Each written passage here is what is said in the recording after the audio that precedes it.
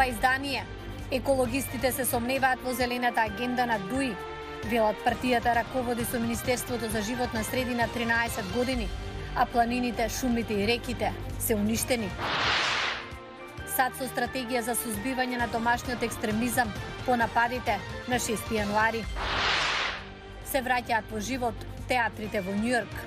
Има потреба и од нови студија. Останете со нас. Поздрав до сите што не гледаат, ова е Њусфреш на гласот на Америка на македонски од Вашингтон. Јас сум Елена Ѓоргиевска. Ребрендирањето на ДУИ во Зелена партија е обид за дефокусирање пред локалните избори, оценуваат дел од аналитичарите. Според нив, зелената агенда на оваа партија најмалку има врска со екологија. Мики Трајковски има повеќе. PR стратегија во пресрет на локалните избори кои треба да се одржат на есен, вака дел од аналитичарите го оценуваат ребрендирањето на партијата на Али Ахмети Дуи во Зелена партија. Мислам дека нивната зелена агенда која ја промовираат најмалку има врска со екологија, бидејќи се работи за политички пресврт, односно политички ребрендинг. Тоа е можеби потекло пресрет на локалните избори за да се врати назад на врвот на политичката агенда. Исто така ова ќе послужи и за дефокусирање на евентуалната дебата врз основа на пропустите од страна на досегашните градоначалници на ДУИ. Така да ова е сето ова ќе потрае само до локалните избори.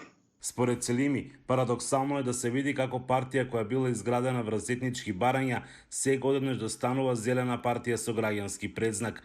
Но од декларативно до трансформација има доста многу и затоа јас се уште не сум уверен дека овој чекор е искрен и во функција на трансформација, а не на PR машинерија.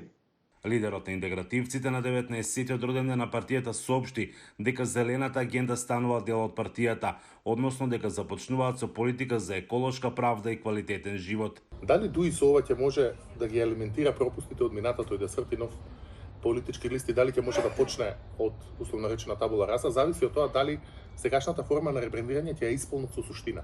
Ако ова остане на празна форма, односно ако не се даде политичка суштина, промена на вистинскиот начин на делување, тогаш граѓаните ќе им ги запаметат минатите пропусти. Еколошките активисти се сомневаат во искрените намери за зелена агенда. Од некој Герила вела дека од 2008 година до денес ДУИ раководи со Министерството за животна средина. Ситуацијата со животната средина во државата е многу лоша, со тоа што целата држава е покриена во диви депонии. Планините, шумите и реките се уништени од дивоградби, но и од изградба на така наречените мали хидроцентрали. Зелените површини се бетонирани. Од прилика ова е сликата со менаџирањето на ДУИ во животната средина. Не е јасно како може ДУИ да се претвори во зелена партија. Одлуката за ребрендирање Ахмети ја оправда со тоа дека по спроведувањето на големите проекти како што се етничката еднаквост, членството на земјата во НАТО и добивањето на зелено светло за почеток на преговорите со Европската унија, време е ДУИ да работи на еколошки прашања. Од Докрит, со гласот на Америка, Мики Трајковски. А од вестите во САД, администрацијата на председателот Бајден објави стратегија за справување со домашниот екстремизам, во време кога Конгресот продолжува со истрагата на нападот од 6 јануари.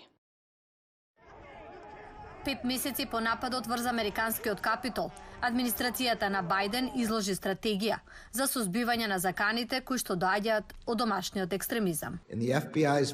Според FBI, главните закани поврзани со домашните насилни екстремисти доаѓаат од расните и етнички мотивирани насилни екстремисти, особено оние кои се залагаат за супериорноста на белата раса. Гарленд вели дека никој во САД нема да биде гонет за ненасилни политички уверувања. Нема место за насилство како средство за решавање на политичките разлики во нашата демократија.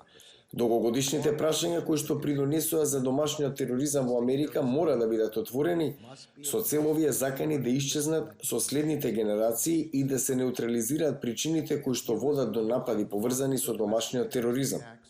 Нападот на 6 јануари резултираше со повеќе од 500 уапсени. Демократите велат дека протестите биле поттикнати од поранешниот председател Трамп со неговите лажни тврдења за фалсификувани избори.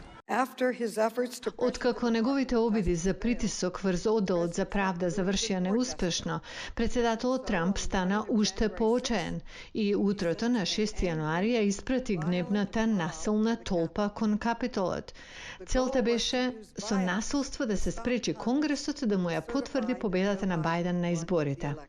Првиот човек на FBI призна пред законодавците дека неговата агенција не успеала да го предвиди нападот. Нашата цел е да бидеме успешни секогаш кога има напад, да не зборуваме за напад како оној страшен и спектакуларен од 6 јануари. Сметаме дека тоа е неприфатливо. Сенатскиот извештај пронајде бројни разузнавачки и безбедносни пропусти кои воделе до нападот. 3 разузнавачки единици во рамките на полицијата на Капитолот знаеле за постирањата по социјалните медиуми кои повикаа на насилство врз Конгресот, но тие предупредувања никогаш не стасаа до врвот на полицијата на Капитолот и другите агенции за заштита на редот и поредокот. Исто така, имаше и спротивставени извештаи за заканата. Неколку сенатски комисии продолжуваат со работа за реформи во полицијата, но сенатските републиканци ги блокираат обидите на демократите да се формира независна меѓупартиска комисија, која ќе ги истражи настаните од 6 јануари. Вакцинирањето против COVID-19 во Њујорк ги врати луѓето во театрите. Поради зголемена побарувачка на оригинална содржина, се отвораат и нови студија. Пандемијата на коронавирусот поттикна зголемена побарувачка за телевизиски серии на платформи за стриминг во кои може да се ужива од дома. И додека рестрикциите силно удрија на оваа индустрија, едно студио во Њујорк има многу работа и се проширува. Kaufman Astoria, едно од најголемите студија на источниот брег на САД, додаде уште еден павилјон. Не е како во Холивуд, но дефинитивно има раст. Овде во Kaufman имаме многу работа уште од раните 80-ти, но со доаѓањето на стриминг платформите и на повеќе канали за прикажување кои сакаат да имаат оригинални програми, потребата за оригинални содржини се зголеми. Неверојатно е зголемена. Студиото Kaufman Astoria се наоѓа во Квинс, има долга историја. Основано е во 1920-та, што го прави едно од најстарите студија. Го користи поранешниот простор на студиото Paramount, откако ова се преселило во Калифорнија. Ова беше дом на немиот филм, потоа дојде и звучниот. Така работеа браќата Маркс, Филдс, Валентино, Глоријан Свансон. Во златните денови на Холивуд се работеше и овде во Kaufman Astoria. Филмската индустрија се префрли во Лос Анџелес во 1930-тите, зашто таму било поевтино, а и времето дозволувало снимање во текот на целата година. Но Њујорк се уште е дом на голема телевизиска и филмска продукција. Луѓето мислат дека го има само Холивуд и дека немало снимање во Њујорк, но тоа не е вистина. Од секогаш имало филмска дејност овде во Њујорк. Дури кога голем дел се префрли во Лос Анџелес, овде имаше и подеми и падови. Денес имаме апсолутен процуд на продукцијата овде. Kaufman Astoria е студиото во кое започнало снимањето на најпопуларната серија за деца во САД, Улицата Сезам. Овде се снимаат серии како Нов Амстердам и Сестра Джеки, но и филмови како Патот на Карлито и Луѓе во црно. Вакцинацијата им овозможува на луѓето повторно да излегуваат, но многумина сепак бараат нова серија што ќе ја гледаат на едно седнување. А студијата во Њујорк се прошируваат и напорно работат да ја задоволат побарувачката. Од мене толку. Останете со нас и на социјалните мрежи. До гледање до утре.